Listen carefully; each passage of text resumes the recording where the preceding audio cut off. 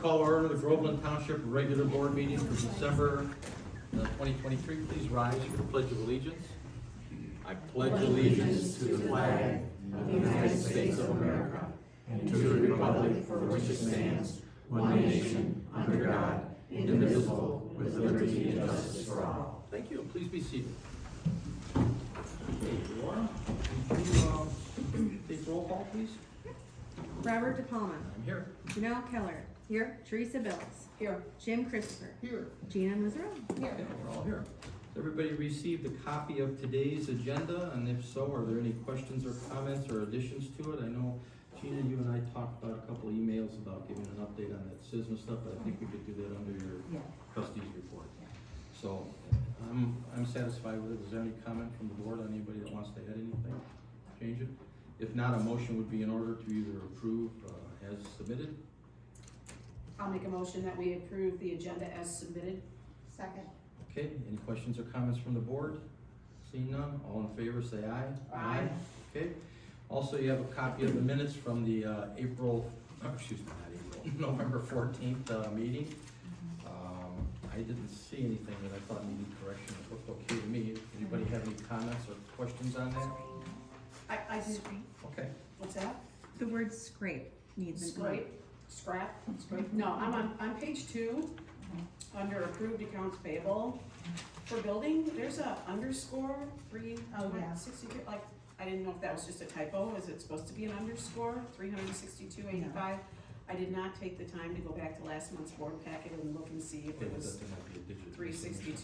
362.85. So I'm just asking you, is that supposed to be Nope, a space? it's just supposed to be a space. Okay, so that, just for clarification, if you can get, get rid of that. And then, on page 4, franchise fees and PEG fees, franchises gotta be corrected for spelling is all.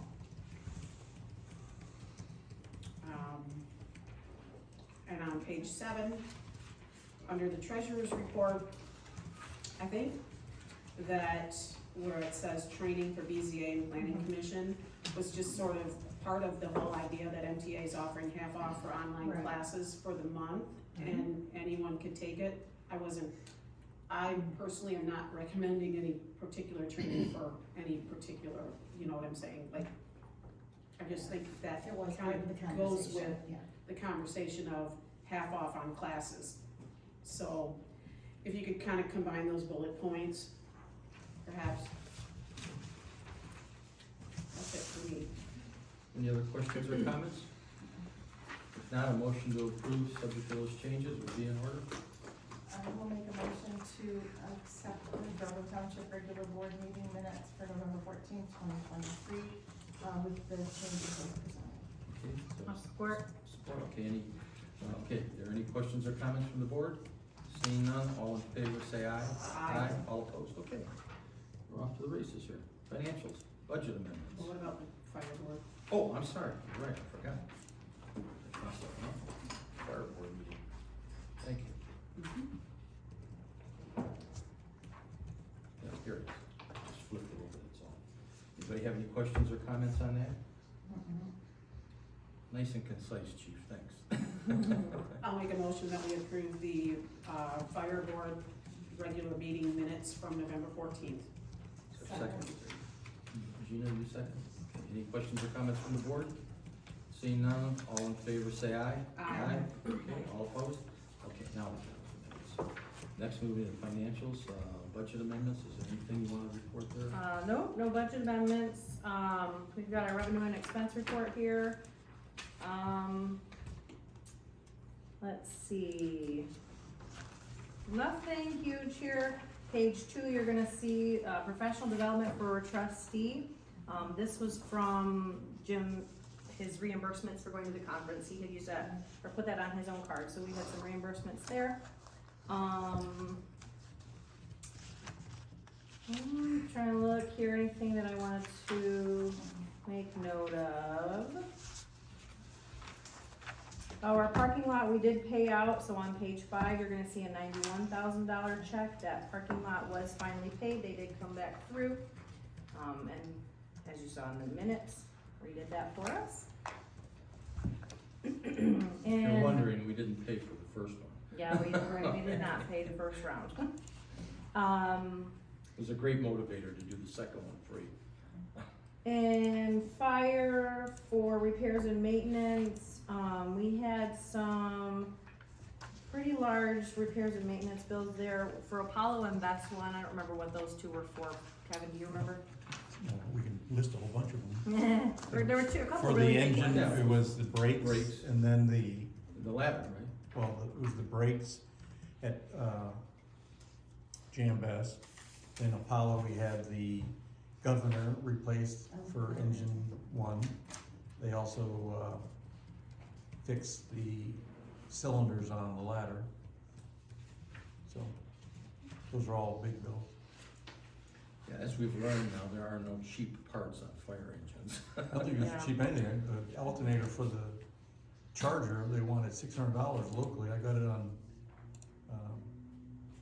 Rock Auto for 400, Really? but they're expensive. Okay. In building, you'll see we have point and pay set up, so that is now the online payment program that we had a couple $1,000s that we had to pay for that, for that initial setup and everything. So you'll see that in that 249 account, under contractual services there. Nothing glaring in the remaining pages here, if I recall. So that is our revenue and expense report. Our accounts payables here. Overall, I mean, you'll see a lot of those expenses that we just talked about listed. Overall, for our 101, our general account, we had about $22,000, and then in the building fund, we had that $2,000 that I just mentioned for point and pay. In fire, we had $23,900.97. Questions on any of that? If not, then I would motion for us to accept the accounts payables as presented. Second. Okay, any other questions or comments from the board? Seeing none, all in favor of, Payne, I'm sorry, take a roll call. Palmer, Yes. Keller, Yes. Teresa, Yes. Kim, Yes. Tina. Yes. Okay. You actually did the financial reports for general fire and building, so can I increase that? Investment reports, Teresa? Yeah, so your investment report's not in the packet, it was completed today. I'm sorry, I was out sick for most of last week, so, this is everything 100% accurate in terms of, all of the investment,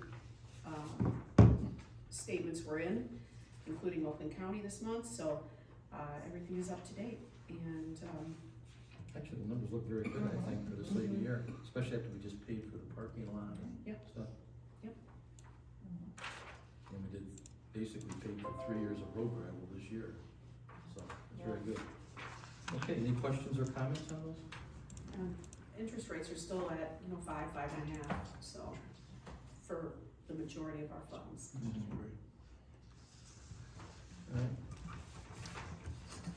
All right. Oh, and you know what, I will say to Chief, I posted all the interest today, so your revenue and expense report isn't gonna say that, Yeah, your, I assumed that since I gave it to you today. the interest. Oh, the interest, I thought you were talking about the ambulance No, bills. the interest for November for Oh, fire. so it's better than 39,000. Yes, it's about 4,800 more for last Mhm. month, okay? Yeah. It's just, I didn't post it till today, so. All right, we're good? That's it. Everybody? Okay. Then tonight, we have something a little bit different here. We have a presentation, just to kind of recap what happened here. Rich is here, he's a ex-fire chief, a couple of different departments, and he's been doing independent consulting for a lot of different departments. And I actually got your name from one of the other supervisors who recommended you very highly. And what we're trying to do is to get a handle on what's going on with the fire department, what we're gonna do going forward. So we thought it would be better to have an objective third party take a look at it, and that's why we retained Rich here, and so without any further delay, Rich, if it's all right, I'll turn it over to you to kind of go over the report for us. Where would you like me to break from here? Sure, that's fine. All right, very good. Well, There's nobody too far away, so they can all hear you. Got it all good. But thank you for the opportunity to come out here and take a look-see at what you're doing with the fire department. And, I have to commend, first of all, the dedication, commitment of all your folks in your department. It really is a lot to do. I can't say you're over-resourced out here from that perspective. And so it becomes really, really challenging, and it becomes that commitment that they have to do the job and what they believe in the community. And I think that's something that you should be very proud of. We were pretty confident when we started, we knew they did a good job. So we knew that. And so, you know, kind of looked at it, and some of the questions that kind of kept coming up, or what we're to look at it, how can we do things a little bit better? What can we do a little bit to maybe save some money? How do we move forward with our millage and so forth and so on? And then made it perfectly clear right out of the chute that I'll just give you some opinions of what's gonna happen. It's always up to the community to determine what their level of service that they want to have. And that's across the board. I travel all around the country, and everybody gets to pick and choose. That's what you get to do. So it's what level of service you want to receive. And then once you decide that, then it's up to the department to give you the best they can with the resources that you provided to them. And so we kind of look at it, and we come in and look at a different department. Oftentimes, it's just a fresh set of eyes that you look at it. It's not that there's anything necessarily earth-shattering or anything way too far out of normal what you do, but it's kind of like if you were to come into my office and look at my desk, I have the cleanest office in the country until you come in and look at it, you know, and see that it's really a mess. Because I'm used to living in it, right? You know, so when you're used to living in something, you don't always get a chance to see a different perspective. And so sometimes coming in, it's just little things that you're gonna notice that maybe the people that are there every single day don't necessarily notice because you're living through that particular society. So what you have here is a combination fire department with a very, very small skeleton crew of career firefighters. And they have to put in a lot of time and energy and effort. I don't see how you can go with any fewer firefighters at this particular point in time. I have to commend Chief Mason for his dedication, commitment. I can't believe what he does as far as runs his administrative responsibilities here all day, and then if somebody decides that they can't make it for whatever reason, get sick, he actually works a shift and does that quite frequently. And Thank you. there's not a lot of people that do that. I'll tell you that right now. There's not that, you know, that you're putting in the hours that he puts in and so forth. So you really have to understand that you got somebody there that's going to be hard to find somebody else that's willing to put in that many hours day in and day out. So you have to look at it. We kind of looked at what you're doing today, and there's certain things that you have just because you're a community. You have your two stations that are located, but they're not really centrally located. So it's tough to compare sometimes to other departments because they might have a station that's more centrally located and get you a more even response. So if you were to only run out of one station, your travel times across the township would be significantly more than running out of two stations, which seems to be kind of obvious to what we do. So when you respond to fires and emergencies, there's two things that are critical: is getting there in an amount of time that you can make a difference. And if you can't get there in an amount of time that makes a difference, then it doesn't matter if you bring the best resources you have. And then you have to bring the right resources to get there. So it's a combination of those two factors if you really want to change the outcomes. And one of the things I will say right now is that nobody knows when the next real emergency is going to show up.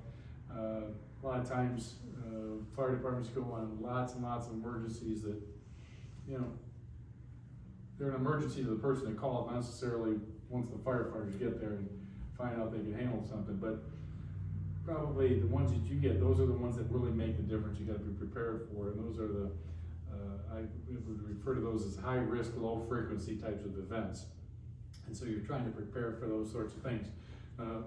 The challenges that your community is facing are no different than everybody else. One, everybody's having trouble finding employees in the fire business. Both career and part-time employees are on call. There's very, very few departments that do it. The number of applicants for career positions has dropped dramatically in most places. They used to go to certain communities and they'd have thousands of applicants and testing people to go and for jobs. And I know of departments right now that have more openings than actual applicants, not even qualified applicants, but actual applicants. So they can't even generate those sorts of things. So that's something that you're faced with right here, and you're seeing a lot of, even particularly in the Metro Detroit area out here, a lot of firefighters jumping from department to department when they find there's a better offer someplace on the table, and that makes it really, really challenging for a lot of places. Again, your firefighters here are committed to this organization. I think, you know, they're not really looking to jump ship, and they really wanna make this a good department, so they need to be commended. The same thing happens on the on-call side. It's getting harder and harder to find people that wanna do this on a part-time basis or whatever. So what you find often is younger folks that are coming in trying to get the training experience, and then when a full-time position opens up, they can do it. You don't see the same sort of camaraderie and commitment back to the community that you did at one particular point. It's not to say that there aren't folks that aren't doing that, but you don't have the There's same certainly fewer. volume, right? You don't have the same number of people doing that. There's also challenges of training requirements and licensure requirements, and you run a paramedic service, so there's a lot of licensure requirements in that particular arena, both for your community and for the individuals. They have to go to a certain number of continuing education credits, which now means that they can only do so much when you're going on calls, and then how do you find the time to train all the other things you want them to do, like go to fires and those other aspects. Also, the state has implemented some more requirements on training to continuing education is going to be coming into play, which is going to again take more time, which makes it particularly challenging for your on-call staff to find the time to do that, but also for your career folks when they're trying to take care of the rest of the responsibilities of the job. So it's kind of that perfect storm. Now if we add in some of the issues, and I heard you talking about the cost of parts for fire trucks. Actual fire trucks now are just insane in their cost right now. Rolls-Royce makes all of them, I think. Well, you think they would, but they really don't. They It's don't. absolutely amazing. You know, fire truck engines that you could buy just a few years ago for $300,000, $400,000, $500,000 now, pushing $1 million right now. And the wait time is 2 to 3 years, and Yeah. sometimes higher. We found that even with the ambulances, And the they took ambulances- longer this time than they ever have, and they're like, probably at least 50% more in the last set we Oh, ordered. absolutely. The costs for all these parts are all, so this is really becoming very, very difficult for not just Groveland Township, for everybody to try and, how do you fund this, how do you maintain it, and even look towards supplementing what you're doing right now to compensate for maybe a loss of some of your on-call staff that were picking up some of the pieces. So with all that said, came back and looked at it and said, I don't see how you can go backwards. Providing a good service to your residents right now. The only way you can do that is to continue to look at what the costs are. I don't think you can keep continuing with the limited staff that you have right now. As they get more time on, they probably want more time off, right? Or you get tired after a while, and you need a break from the job a little bit. So all of these things are part of it. You also asked the question about, well, how does ISO affect all this? And that's just one element. You could run a long session, but not to go too far into the ISO. But for the most part, the ISO we talk about is Insurance Services Offices, and they come in and rate communities' fire protection. And to simplify it a bit, they're looking to make sure you don't burn the whole town down at once. If you take them one at a time, you know, it doesn't do it. So what they're trying to do is keep a conflagration for the most part. And so then they start looking at the risks that you have, and you look at a lot of different features of where your fire stations are located, your apparatus, your record keeping, your training, your dispatch services, and all these kind of things. And they give a rating up to a point.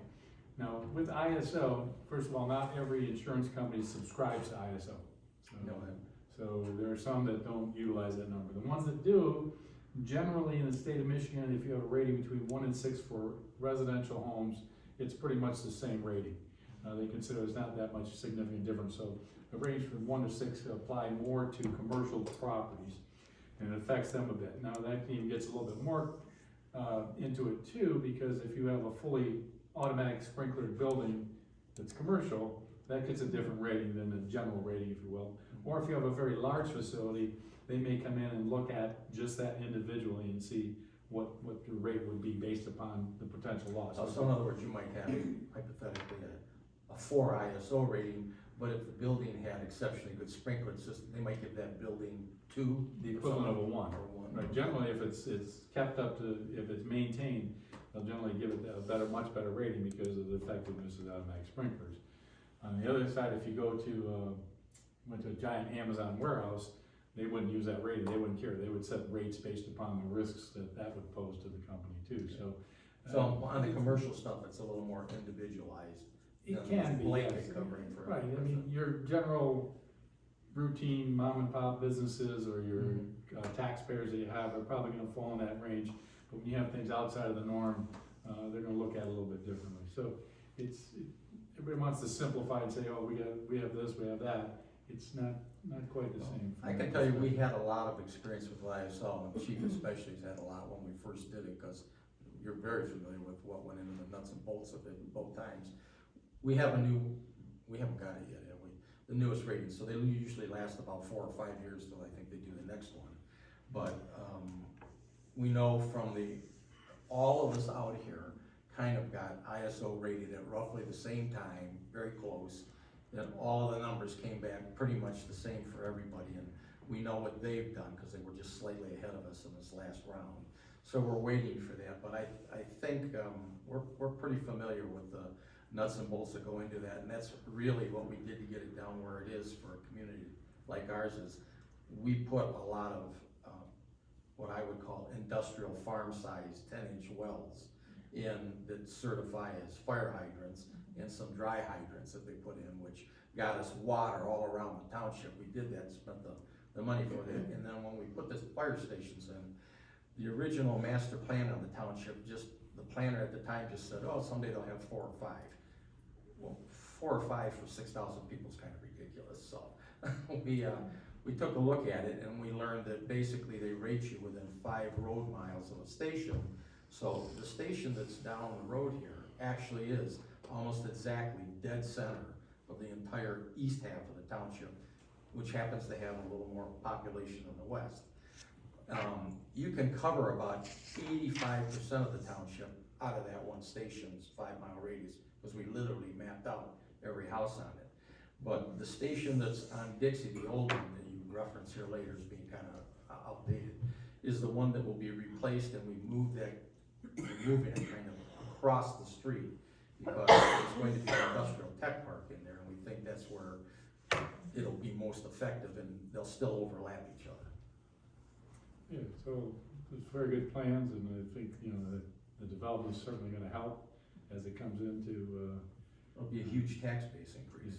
That's what it'll be. So, operationally, you looked at everything, everybody does what they want. I think the struggle always is to make sure that you're training for the things you need to train and finding the time to do that.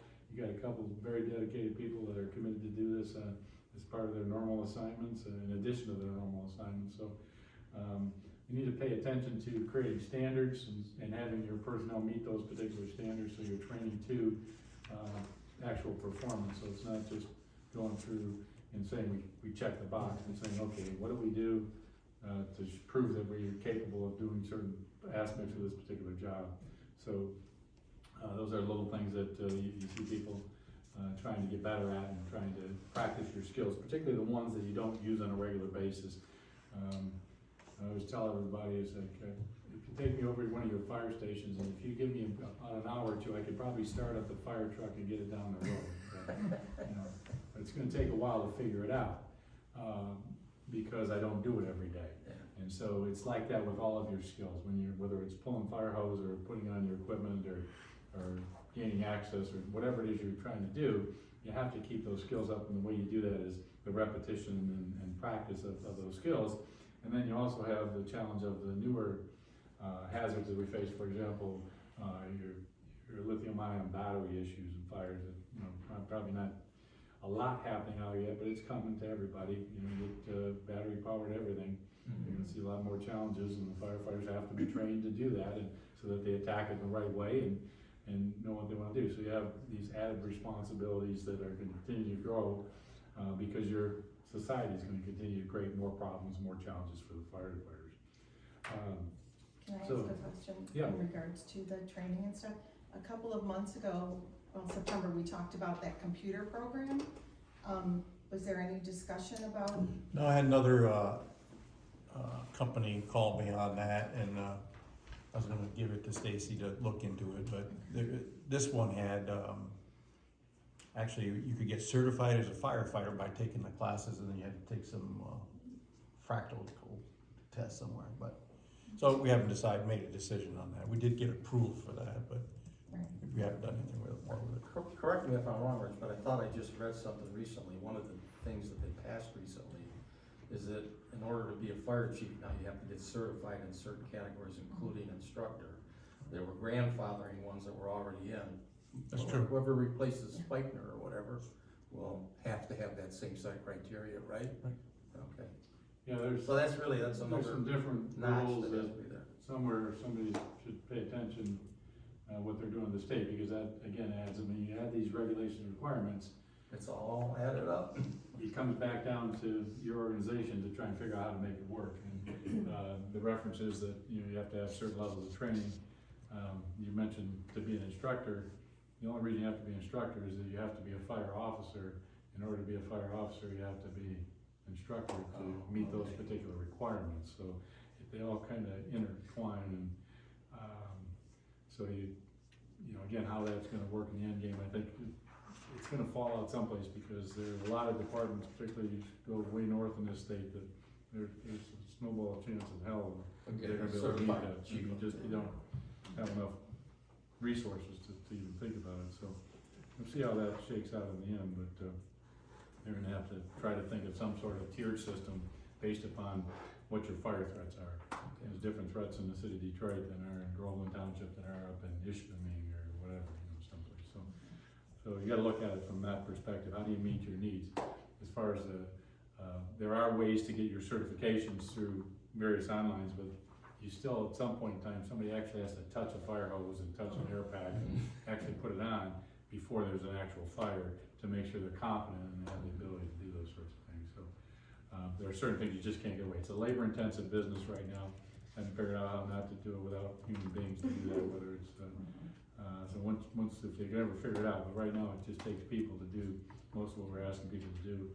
And it's, your people keep calling 911, whether, for whatever reason, I don't think I don't think you're advertising, say, please call 911.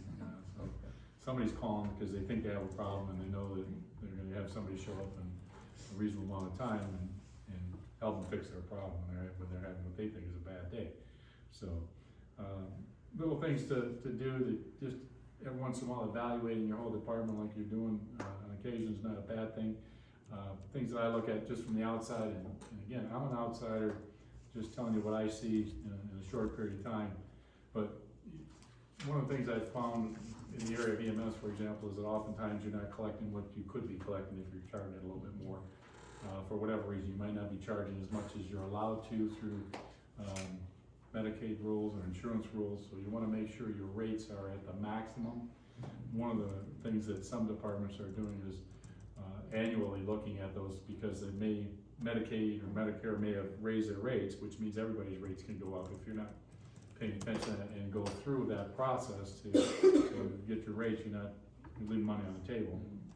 And then making sure your billing company is doing the right follow-up and making sure they're giving the proper number of notices to people to get the reimbursements and so forth. And then I know you have some of your folks that are offering the training programs to make sure when the medics code things right, because that then makes it, if you code it the right way, you collect more money.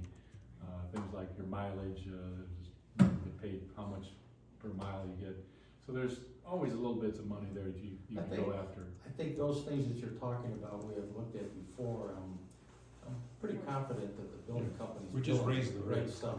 But your inquiries made sure that we were confident to look at the rates again. We just raised them again. You gotta track these companies. I know everybody likes these companies, but you'd be amazed at what you can find sometimes, just a little bit more here and there. Because they're doing a lot of different organizations. They're not just billing for you, so you gotta make sure that they're really going after what you're entitled to collect. Just make sure it's happened in other communities. I know that you pick up a little bit there, so those are just little things. And then the other thing that I noticed, a couple things, is you got a lot of fire trucks, and It costs money, as you can see, every time they break down. I don't know how many you need, and that's your decision to make that. But look at what you're paying to maintain your fleet and, you know, what's gonna cost you to repair it. And are there better options by possibly sharing, backups with some of your neighbors maybe? Because, you know, if something goes down, you could with some of your neighboring departments and maybe have that backup that you need, with respect to that. Because it does, especially as your fleet ages and you find out what the parts cost and what the maintenance is and how long they're out of service sometimes, I don't know. I need to use Apollo. It's the juggling act that we have. It is, it's always going on. It's always, One of the things we did when we realized that, because the fire trucks themselves have gone up so much astronomically, that, we do more medical runs than we do fire runs by far. So what we've kind of come to the conclusion is the ambulances have to be replaced about every 7 years, because then they just, either the chloride rots the bottom of the box out like the one we did, or the truck starts breaking down and it costs more to fix than it's actually worth. And so we just ordered 2 new ambulances, so there's one for each station. And our goal would be to try and replace them every 7 years so they're not too far out of shape. But on the fire engines, frankly, they get far less use. And Stacy does a pretty good job, I think, of hawking the one, and she's like me looking for a Corvette or something, you know? So she looks for deals and got us the deal on the ladder truck that we had, the Quint. So we've decided on those because they're so astronomically expensive, and if you're persistent about looking at them, we think we can save money on the equipment replacement by getting good used equipment. And again, it gets far less used than the ambulances. So that's one thing we've done, because I think if we had to buy engines and tankers every few years, it would bury the cost of the fire department. And they have very few miles on them. I mean, the last fire engine we sold, some guy bought for a parade vehicle for his 8-year-old kid. Okay. And we bought one of those engines for $4,000, so Mhm. it's in service and that passes the pump test and everything, Mhm. so. So if you're careful about it, the way we've been doing it, I think we're okay and on again, the big equipment. you got people looking out here, they're beating the bushes, they're doing a fine job trying to find it, and you have to, because they don't have any other resources. You have no other choice, right? I bet you'd like to buy a brand new fire truck, it sounds like. I'll wait for my replacement to do Yeah. that. But anyway, that pretty much summarizes what I sent to you, so I'll be happy to entertain any questions you have. Well, first, let me ask the board, does anyone here have any questions they wanna ask? Actually, what I would like, I asked Chief the question, because after reading everything, so I want everybody to hear your answer. With the paid on call, what is the actual per person cost for us to incur with a paid on call person? As far as I know, and this is, Patty, you correct me, I think you told me this years ago, we paid an extra $7 a year per person for the insurance. So, if they're not showing up, obviously, and if they're showing up, obviously, we pay them for training and everything else. Okay. So to keep them on the roster costs us $7. And what Captain Williams and I pretty much do every year, we go through the roster in January. This guy didn't do anything, so let's tell him we're dropping him.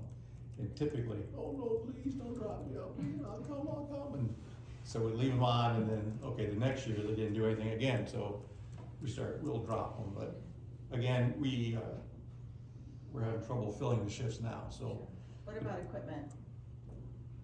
Just uniforms, I mean, it's the fire gear we swap around constantly, it's not like it's, you know, we probably spend more money getting the name tags changed than repairing this stuff, but, Okay. the gear, I mean, and we've done well, as far as the department for, like, the air packs, the last 2 times we got new air packs, we got a grant for them, the gear we have now is a grant, so we've done well on getting grants, and, I'll tell you later tonight it's another grant we got approved for, but it's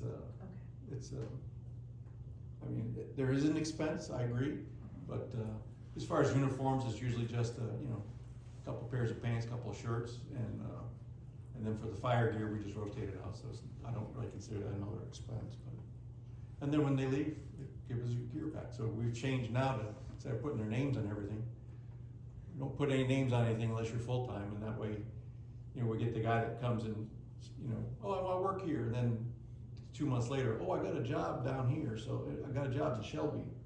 and, I'm leaving, so. We know who that was for. So, I mean, you're just getting embroidery, probably, $15, $20 for that, so. But, I mean, as you know, I think that we're pretty, frugal and things, and we try not to spend any extra money. Listen, I think I'll tell you what I thought this report, the summer Yeah. report was very good, okay? And this is what I get out of it. We never doubted from the beginning that the fire department does a good job, that's never been a question. And I know that chief puts in a ton of time, and so do some of the other firefighters to make it work, and we don't have a lot of staff. But here's the reality of what we have, and we have to either structure the fire department differently, and it would mean some reduction in services to live within the millage that's there, or we have to have a millage increase.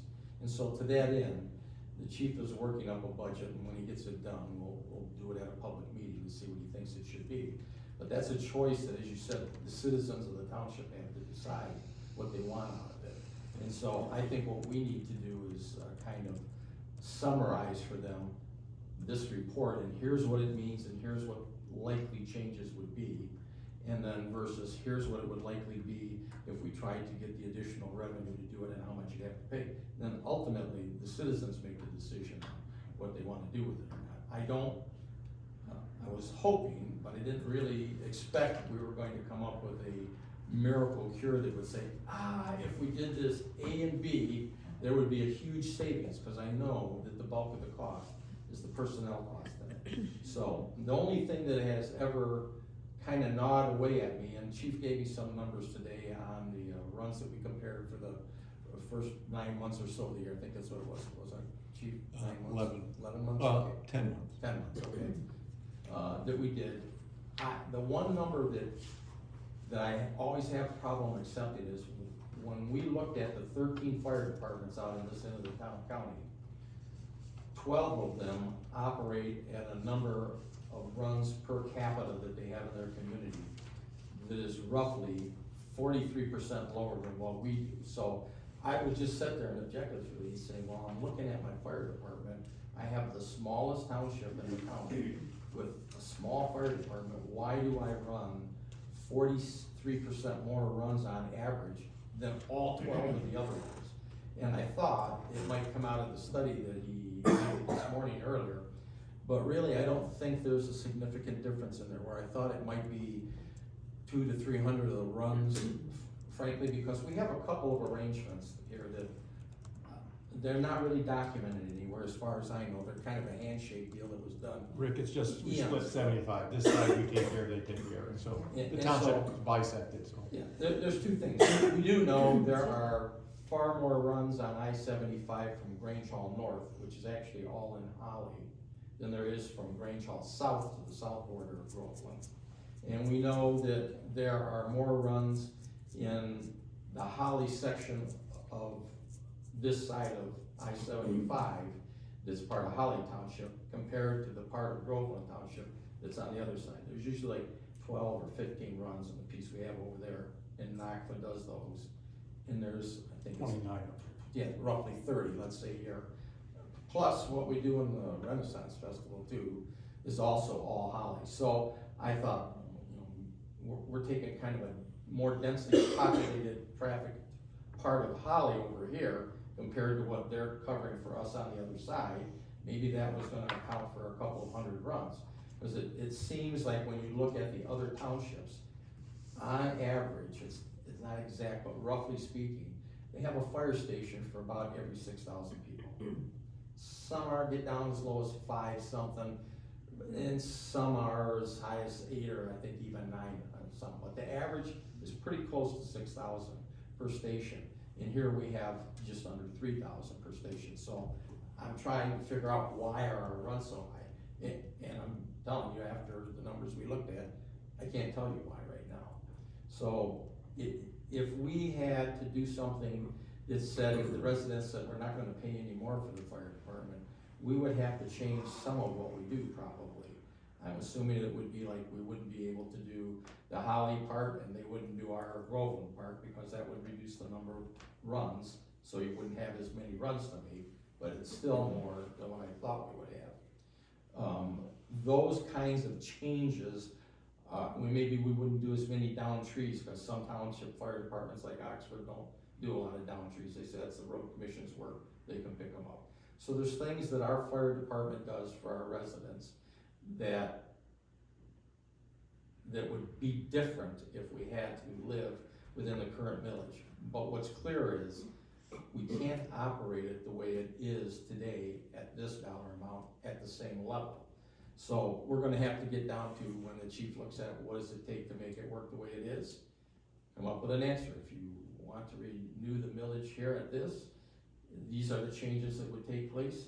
If you want to renew the millage at this, that would be able to maintain the same service levels, and that's ultimately a choice for the residents to make, I think. So our job is to try and figure out what those two numbers are and what the difference is.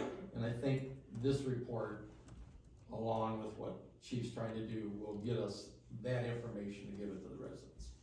So I think you did a good job on this, and if anybody wants the report and they don't have it, we're certainly happy to make you copies of it. It's all foilable anyway, we're not trying to hide anything here. It's It's on, posted okay, great. on the website. Bob, the information that you got, does that show that most of the runs are not to our residents? No. Okay. If you remember, when we looked at this the first time around, what we found out, to my surprise, is about 6 or so years ago, we looked at it and said, guess what? 40-some% of the runs that Groveland Fire Department does are not even in our township, of the whole group of runs. And what we found out was, there's two kinds of mutual aid. There's mutual aid, and then there's mutual Right. aid. I remember And that. so we, the smallest fire department, were effectively making it easier for the surrounding fire departments to postpone making investments in their fire department because it was cheaper Right. to spread our people thinner to do those runs. So we had a whole bunch of runs down to Springfield. Now, since then, they started running medicals out of 2 of their 3 stations. We had a bunch of runs, not quite as many as Springfield, but a bunch into Brandon. And since we said all that, all of a sudden, they staffed up the Oakwood station over there, and those dropped down. And we had a lot of runs that were going to Nakfa over in Holly. And when we said that, they staffed up the other station in Rose. And so all of the mutual aids, the ones that we were looking at, dropped down, and our runs actually came down for a month too. I think that year it came down to about. Well, the primary reduction was the Village of Hollywood. Yeah, and we stopped doing those too, because people thought, well, we have 2 stations, but really, the one station spent at least half of its time over I there. think 40% of them were for the village. Yeah, it really wasn't, it was almost more of the village fire station. Oh yeah, we did some Groveland too. Yeah, but we went on pretty much every one of their calls. Yes, so when we cut all of that out, our runs went way down to, I thought it was it 800 or 900 from about 12 or something that year, I can't remember that all in front of me. On your sheet. There was a noticeable deduction. We went from 1,035 to 897 in Okay. 2019. So, and then when we looked at the ones that were left now, because of this study, what actually happened is one of the fire departments gave me that study I passed on to you while we were in the midst of this. And he compared all 13 fire departments for operating millage, how many people they have in their community, how many runs they're doing, and all of those comparisons. And that's when I looked at it and said, Jesus, we are doing, again, not 43% of all of our runs outside of the township. So I don't wanna paint that picture, but we are doing 40-some% more runs per capita. So for every resident we have, whether it's them or somebody visiting, you generate a run. We were doing almost 1.5 times what everybody else is. And that's the one factor that I can't quite get my hands around, feel comfortable about, and I've tried. And the chief has broken down the 11 months of runs, and it doesn't look like the part in the Holly equation where we are clearly doing more runs here than they're doing on that side for us. It just doesn't look like it's the significant number I thought it would be. So the bottom line is going to be, if we had to change things, one of the things you would have to do if you had one station staffed all the time and not the other one, you would have to find some way to try and reduce the number of runs. So you might have to change that, flip-flop that arrangement, because you have to do something to take some of the workload out. That's the kind of thing we have to finalize and put together do I wanna pay the current millage, or do I wanna pay the current millage plus something to keep the service levels? And the things you do, like the extra trees and stuff that you get off the road, stuff that some fire departments just say that's the road commission's work. So I think you summarized it in here very well, and said what it is. The one pearl I was always looking for, could never get is, why is there 43, why are we the only one in 13 You have to look fire at all their departments that data do too, that? you'd have to get the data from all 13 of those other communities and analyze what they're doing. Yes. Is there something more than just taking? Yes. And that's trees a off the road or whatever. huge job to try and break out. And then You try have get to those find out in. if they count runs the same way we do, Right. and I'm aware of some differences that exist, so I understand that. I'm just saying, that's part of what I was looking for, because I thought that might be something that would allow us to adjust and change it, but ultimately, you're right, it's gonna be the residents that are gonna decide. So I think you did a very good job on this report, I appreciate your work, I'm sorry it took so long, but we were doing this in the middle of 15 other things, so, it was to get it ready because our fire village expires next fall. And so, there's going to have to be a new millage proposal for the fire department next fall. And typically, what we do is, we would have the fire millage to renew the current rate as it is, and then here's what it would cost to maintain this current operation if you want it. And the reason for that is, to my surprise, when we had the millage voted last time, I thought we made it pretty clear on some videos. I said, there's just one fire millage going on right now, and it's to renew the 5 mills, but to be billed at 3.5 mills.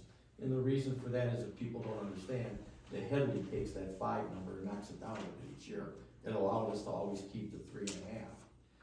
But to my surprise, I think roughly, what was it, about a quarter of the people said, I don't care, don't close the fire department, I guess. 73% said yes. Yes, and the other 27 said, I don't care if there's a fire department, which I'm just saying, to me, seems like lunacy, because that, I know, will affect your ISO rating. You'll instantly go to 10 instead of 3 that I think we're at right And your now. response time. And you're, yes, especially since there's no one to respond, right? So, that is what scares me, and why I would never put just one millage. I think you have to have it, you have to have a fire department. The question is, they have to decide what service level they want, and that's what will come out, I think, next fall. But we'll finish that after the chief gets done with what his recommendations and get done. So I thank you for the report. I think it's excellent. Is there any, I'll ask. I just wanna clarify, you said we have a millage through next fall, we actually have it through the end of next year, we are able to bill it in the 2024 winter taxes. Oh, yeah, okay, so it starts after, I'm sorry. thank you. Correct. Okay, so, I guess, I'd like to say, if there's anybody that has questions about it, and I see some of the fire department here, so I, want you to feel free to ask questions if you have.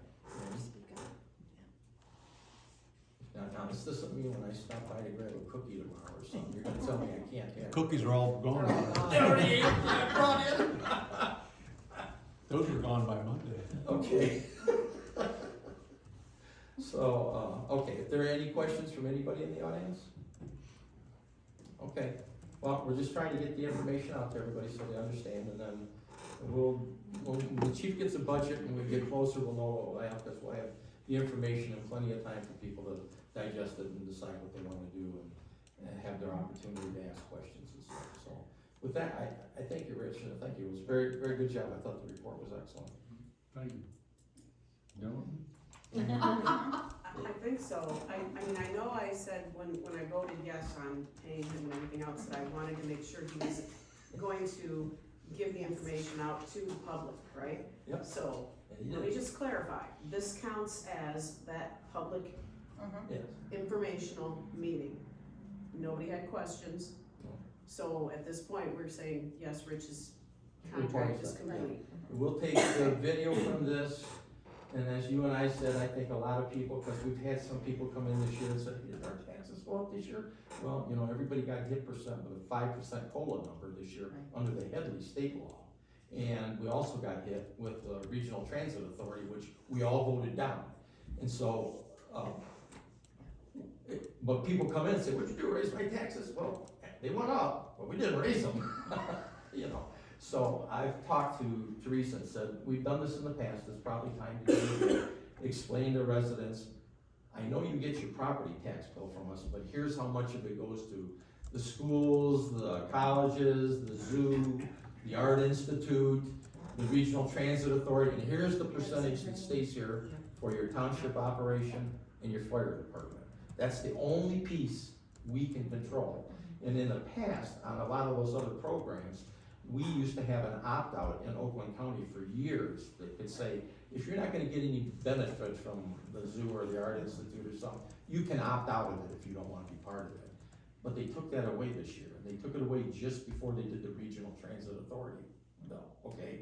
So, it failed everywhere out here, but it passed in the south end, and so we got billed for it anyway. We think we need to do a video to let residents understand, here's where your taxes are going, here's the ones that went up, and here's what we've done, okay? So this is the only piece we handle, and we'll be doing that, between now and probably the summer sometime to help people understand it. Lynn? I think you ought to put something in the Citizen, because not everybody's gonna watch a video. Right. Yeah. Just You could a probably- little bit and say, this is what we, Groveland, gets, and it Yeah. hasn't changed, but look at, these are the things that have gone up, Yeah. and that's what's causing And I it. think when we make the video, and we think we've got all the things in it, I'm sure Dave will be more than willing to do a synopsis of it in the Citizen for us, so that everybody hopefully gets it. And the way we do the YouTube stuff, it'll literally be on the network and in the internet, probably till we're all gone. Because stuff lasts there forever. And I'm thinking numbers, if I could see a number Oh, and yeah. say, this is And the same we've as done that last in year, the past. last year, but this is what the county's done, this is what this has Yeah. done, this, and we have no control over this. And we've done that in Numbers the mean past, something. but what happens is when 5 or 10 years goes by, you get more new people and that necessarily don't understand it. I mean, I can't tell you how many people when they move out here for the first time, they go, who's picking up my garbage? I don't know, who did you hire? You know? Or, my toilet doesn't work. Did you pump your septic system? You know, and where's my water? It's a wellhead, haven't you seen it out there? You know, people move out and a lot of times it's their first time, they've never had any experience with it, so they don't understand that. A lot of people buy a house and the realtor told them what their taxes would be. And they often forget to tell them what they actually will be, right? So we did a video like that and it helped for a couple of years, but it's probably time to do it again. Right, and I also know that graphics work really hard too, Yeah, pie we had a pie graphs, chart, yeah. charts and graphs, and, that is something that I was planning on putting together. I have such a It's the great math staff part. here. Yeah. That we will have charts and everything for them. Okay. So I think we'll get that out, but people have plenty of time to look at it, digest it, and ask questions, and do whatever. We're not trying to do this in a way, so they'll all know what's going on. I thank you, Rich, and I know this is thrilling to you, but if you wanna, go home, you're welcome to stay if you like, but you can leave. I appreciate the invitation, but as I said, I'll take advantage of your first offer that said I could go home. Thank you very much. Thank you. Thank you.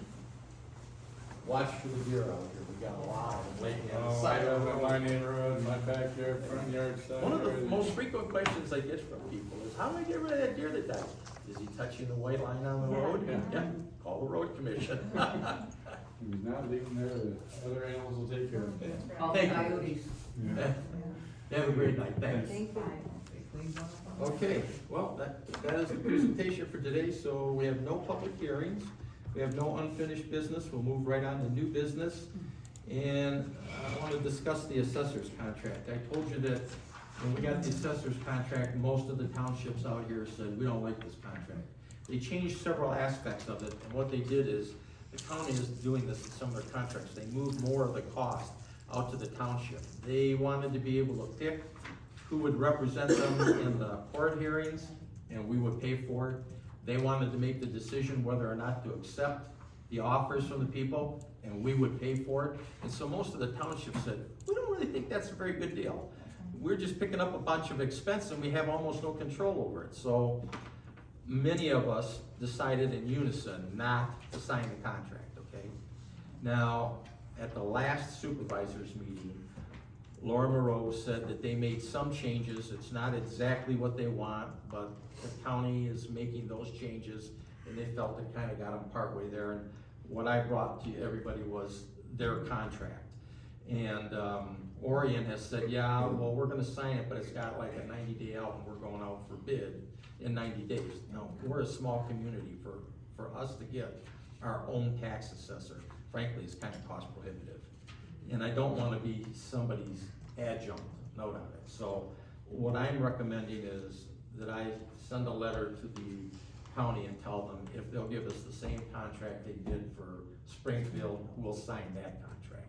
Because it's still been open now for about 4 or 5 months, I think, that we've been trying to beat them up on it. So, that's my recommendation. If you want, I'll make that motion that we approve, suggest to the county if they give us the same terms and conditions that Springfield has, we will sign the contract for the assessing to renew it. I think that's probably very reasonable. Is there? Second. Second, okay, that's the part we need. Any other questions or comments from the board? If not, all in favor of taking that action, say aye. Aye. All opposed? Okay, so that's for me tomorrow. Letter to assessor. Okay. Next item on the agenda is discuss adopting early voting site. That Yours, would be Janelle? me. So if you've been following elections at all, you know that next year will be the first year that we have early voting here in Groveland Township, and of course statewide. This is something that the voters passed last November 2022, was Prop 2. So you will have 9 days of early voting, an opportunity to come, and my motion will be here, to vote for 9 additional days. So our traditional election day will still be on that Tuesday. The Monday before election day, there will not be any voting in person outside of an absentee ballot. And then the 9 days prior to that, you will have the opportunity to come in person and vote. So we do, as a board, have to accept where that early voting site is going to be. So my motion would be that we adopt our early voting site, and this would be for all of the elections next year and moving forward, unless that changed down the road. But for all of our elections next year, our early voting site would be right here at the Township Hall. And I am thinking downstairs, yes. Do you have to be open like same hours, or how many hours a day do you have to be open? No, they have given us some flexibility with hours. It has to be 8 hours a day, so we can pick when we want to have those hours arranged. My initial thoughts, and that's for us to kind of figure out as we get closer to February, don't worry, it'll be coming very soon though, is probably like an 8:30 to 4:30 most days. They did a preliminary run at the county, so some communities have joined in with the county for some of their early voting. And when they piloted this past November, just last month, they didn't find that for a lot of the communities, they didn't find that an evening was, a lot of people were taking advantage of it. So whether they would here or not, I don't know, but in my mind, like an 8:30 to 4:30-ish is where I'm thinking at this point. But It also includes weekends, right? and it does include weekends, so it's actually 2 weekends prior to the election. So it starts on a Saturday, and then it will go through the following Sunday. Yep, it's exciting. And then again, That sharp stick in the eye. very exciting. For what, 3,000 people? Yeah, and then again, that Monday before the traditional election day, there's no voting in person outside of an absentee ballot. And then you'll have your traditional election day that is open all day. Our election inspectors show up at 6 and usually don't leave till somewhere around 11 p.m. at night. So my motion though, well, first I guess, did you have any questions on that? That makes sense? So my motion would be that we adopt our early voting site to be here at the Township Hall. And again, I'm most likely downstairs is where I'm thinking. I'll second that. Okay, any other questions or comments from the board? If not, all in favor say aye. Aye. All opposed? Okay, it's done. Can I ask a question? Sure. How are you gonna staff it on the weekends? You're gonna have to have 2 people down there. She's already sent that. I mean, that's expensive. Yes, it is very expensive. We do have a lot of monies for this first election coming up in February that will be coming back to us from the state, or that they're even providing. So that will be helpful. Down the road though, you're right, we will run into that, election fees, and I've even mentioned, hey, our election budget's gonna need to look a little different next year. Yeah. So, yeah, fun, but I have already communicated with a lot of our election inspectors. If anyone is interested in working, I'm sure we will have availability, so I know you are all gonna be excited about doing that.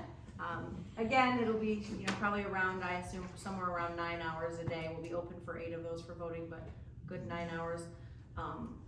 But we have contacted our prior election inspectors and have a good idea of who's interested in doing the early voting. I think we have enough, don't we? We have a good chunk. I'm sure we'll need some more. We have to have 3, and I'm only planning on having 3 inspectors per day. That's the minimum. I do think it would probably not be very financially responsible for us to do any more than that, just because I anticipate there'll be relatively slow days here in Groveland. So, Okay. Thank you. yeah. All right. Okay, next item on the agenda is discuss board appointments for the Planning Commission, the BZA. It's actually also the Tax Appeal Board. It is Board of Review. Board of Review. So, we have our list here that Janelle and I were discussing today. Lynn, you're still interested, I assume, in staying on the Planning Commission. I've been on it since '95. That's right, okay. Jim, you as the trustee on it. And then David Newbill. And then on the Zoning Board of Appeals, we have Chris Jonassy, I'm sorry. Gina, you as the trustee. And then Jeff Penzine from the Planning Commission, because he's the chair. And then Judy Schulte. And then, And Mike Donlin. no, he doesn't need to be reappointed yet till next year. It's okay for another year. And then for Board of Review, we have Kevin, Chief, you're okay? And then Neil Laughlin and Judy Flynn. I thought we did this last year. For Board of Review, it's every December. For Planning Commission and ZBA, it's every 3 years. And then sometimes those are staggered depending on when people leave and come and go. To be appointed, or, like, I think for Board of Review, they have to be trained every 2 years, but Appointments are 1 year. appointments are 1 year, okay. Judy just did her training. Yeah, they don't need to be trained, I don't think. Oh, it's 2 years. Yeah, I don't think, when did you do that Board of Review training, Chief? Last year. Yeah, we Okay. did ours last year. We might have done it together. Yeah. Yeah, Yeah, so, so we're good through 2024. Yeah. Yeah. That's what I thought. Okay, so is that it, Madam Clerk? that's it. So those would be the appointments. Laura, I can give you those. I can give you this document, but it's Lynn, Jim, and David for Planning Commission, Chris, Gina, Jeff, and Judy for zoning or ZBA, and then Board of Review is Kevin, Neil, and Judy. Okay, that's your motion. That's my motion for your appointees. Well, I appointed you, a motion, we need a second. I'll second that. Okay, any other questions or comments from the board? If not, all in favor of those appointments, say aye. Aye. All opposed? Okay. we're done. All right, These people have all agreed to it? oh yeah, I'm sure we will. They're voluntold. Yeah, they're voluntold. I mean, I've talked to most of them all the time. Okay. Okay, Springfield, you got a document here on Springfield going for a master plan update, so this is kind of informational, so you know, and it will go to the planning commission to let them know. And just so you know, we've had so much trouble with our current planner that Danielle and I have taken a draft that we're taking to the planning commission, Jim. Okay, so we can let it out to several bidders. But I complained to one of the principals at the planning firm with what was going on. They have so, in my opinion, bollocksed up the situation that they need to fix it. So he's trying to get that fixed. I would like to see if we can get that resolved before we pick the new one, but we're close. And I just wanted everybody to know this is Springfield's notice is required by the county to tell us that they're updating their master plan again. So are we supposed to take a look at their master plan? Yeah, our planning commission can, but actually what happens, this is a formality. They have to tell you, then when it gets done, it goes over to the county. The county looks at it and says, is this consistent on all the perimeter boundaries of their township with the counties next to you, and they do a report on it, so. So our planning This is commission kinda will like- look at theirs? Yeah, Okay, yeah, just checking. okay. You have that opportunity too, if you I have mean, you comments can, to yeah. provide. Well, that's, yeah, I was just wondering about that. And when we do ours again, we'll have to send the same thing out. to I remember everybody. we had to send it to We a did. bunch Yeah, of it's- different it's places. required. Neighboring communities. Okay, next is to discuss the no-has, and I think everybody's, seen copies of the package here, it's got the rates, you know, this contract's kinda cut and dry, we don't get to change anything on it, cause the county negotiates it for us on behalf of the entire consortium of all the participants in it. And so it does go up some, those contracts have been outlined for a couple of years of increases, because it is getting more expensive to dispose of the stuff. The only thing I'm suggesting is that I mentioned to you earlier, we have always just charged our residents $10 to go there. All the rest of the participants made it 15, and I think. Or more. Some are Or more, yeah, I think we should raise it to 15, because the more different, charge rates there are for different communities, the harder it is for the people trying to push it through the operation to make change for everyone different, would be consistent with the majority.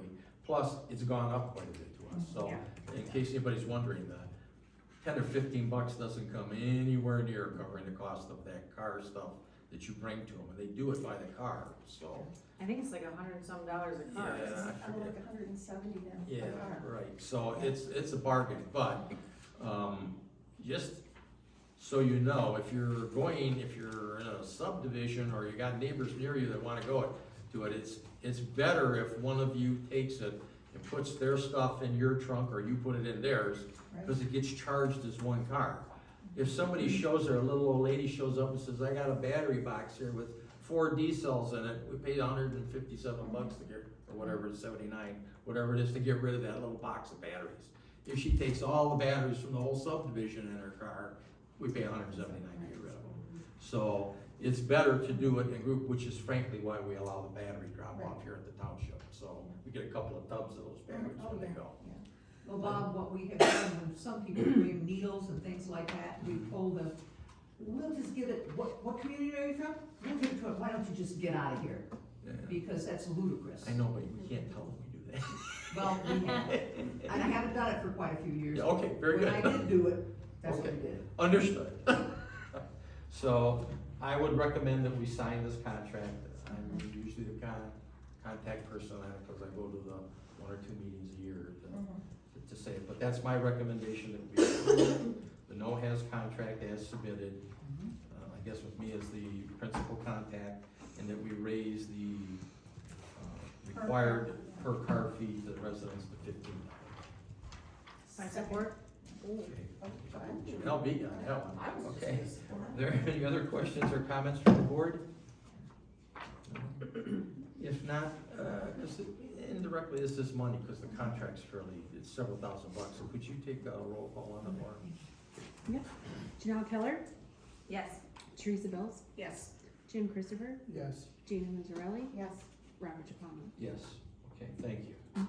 You know, for those of you who don't know, they've crossed 9 million pounds of hazardous stuff that no-has has taken since we first got in the original group and started this whole program. I think it's 10 or 12 years ago, whatever it is. So we're kinda hoping this year or next year they'll actually cross 10 million pounds of stuff that we've kept out of people throwing it on the ground or getting rid of it the wrong way. It's all gotten rid of the right way. So I will make sure we get that one signed and off tomorrow.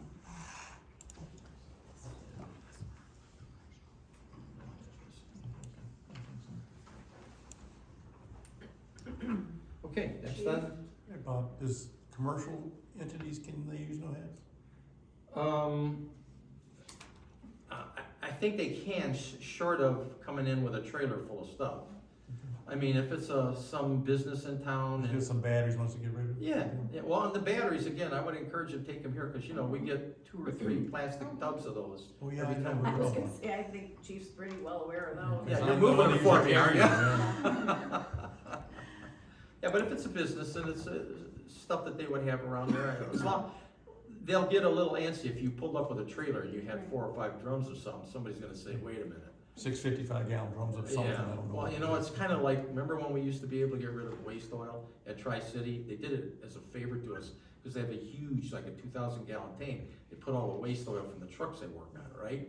Well, we did that, and then about 5 months later, people were going around to the neighborhood getting 55-gallon drums and taking them there early in the morning when the gate was locked and leaving them in the driveway. Then when Tri-City showed up for their drivers, they couldn't get in because they had to move all the cans and stuff first. That put an end to that project. Okay, so we don't want to overly abuse that. The last no has, there was a painter and a contractor who brought a lot of things in buckets. And what they did is they brought their tax bill with them so that we could see who they paid their taxes to and charge them Yeah. appropriately. Then every collection, I get a list at the end. Yeah. And Danielle and I go over it if I can't recognize every single street on it, you know. And we confirm that there are residents. So it actually works, this program works really well. The biggest thing that gets disposed of, I think, is primarily paints. I mean, there's other stuff, but a lot of it is paint. Yeah, And- chemicals too. Yeah, there's chemicals, but a lot of it is paint and some electronic stuff, because it's hard to get rid of now. Okay, next item on the agenda is discuss the MTA Capital Conference. Who put that in? Well, I put this in here, it's, their annual capital conference in Lansing, where they go over, it's the 2024 capital conference. So what happened in 2023 and what they predict are key issues coming up in 2024. Just a heads up, lunch with legislators, I don't know, do we have a legislator in the building right now? I'm more happy to lunch. You're gonna be at the lunch? More happy to lunch. If we're in session. Thank you, Okay. Dave. So yeah, it's January 23rd, in Lansing I think it's at the Capitol, I don't know if it's at the Capitol, it's Lansing Center. It usually, yeah, it usually is. Capital, isn't it? I know I've had lunch at the Radisson, or Lansing Center. Okay, Yeah. It's good if you've not met the legislators or you wanna hear firsthand what's going on. well, I thought it would be Establish interesting, contacts. but I also wanted, the trustees to get a chance to see it, so, if they were interested as well, cause I'm not sure if you guys see all the same stuff.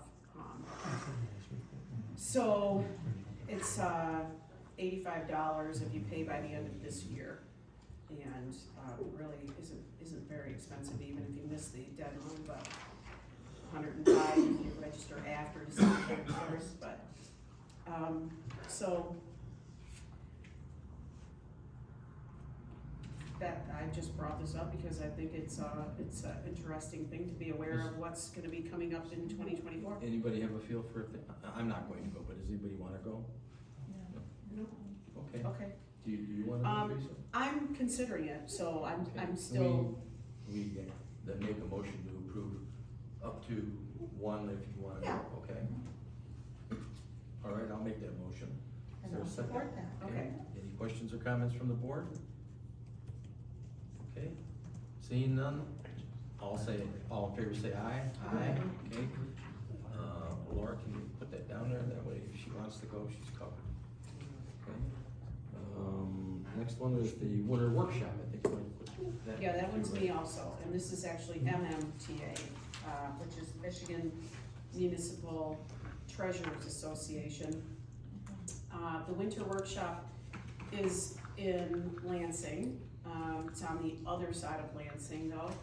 And, it's really it's 2 days, but I don't need the Thursday. Thursday day is, stuff that is, I really would more interested in the Friday, especially about, the lowering the risk of fraud. Their speaker is it's not specified on this, but on their website, his bio and everything he's gonna discuss. So, they have a online version, like I could just do the Friday only, virtual, and I haven't decided, but I figured worst come to worst, because it starts so early and it is winter, it's possible that just, a Thursday night at the hotel, so I'm up early enough to make it to all of So you the, want a motion to approve? probably You up, attending if you decide to go? yep. I'd like to make a motion that, we approve from the treasurer's, professional development budget, up to, let's say, $400 maximum for, hotel and Friday and, travel expense, Okay, okay? that's your motion? For the winter workshop, January 18th and 19th, 2024. Is there a second? Second. Any questions or comments from the board? Okay, Laura, would you take roll call vote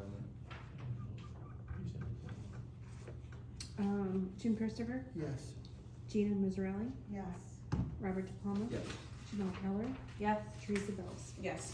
Okay, next one is, Michigan Municipal Clerks Institute, so this one is yours. That one's mine. So this is actually a week-long conference. It's a 3-year program, so you go 1 week for 3 years in a row. Last year, or this past year would have been my first year. So I would love to attend this. It is in March. I would be looking at that first week probably. Registration, this one is, again, it's for a whole week. I think you arrive on Sunday and you head out on Friday. They do provide some meals, so you can see here in the packet what meals are provided. But I would love to attend this, and then upon your 3 years of attending the Institute, it does help with some certifications and stuff too, so. My motion would be, money-wise, that's a great question, what the total would be, but the conference itself, go ahead. I would just say for conference fees and mileage. That's what I'm Because thinking, it'll be the easiest, stuff conference changes, fees, and it's never the meals and exact mileage, Okay. that's my motion. I'll Is there a second second? that. Okay. Any questions or comments from the board? Money well spent. If, I agree.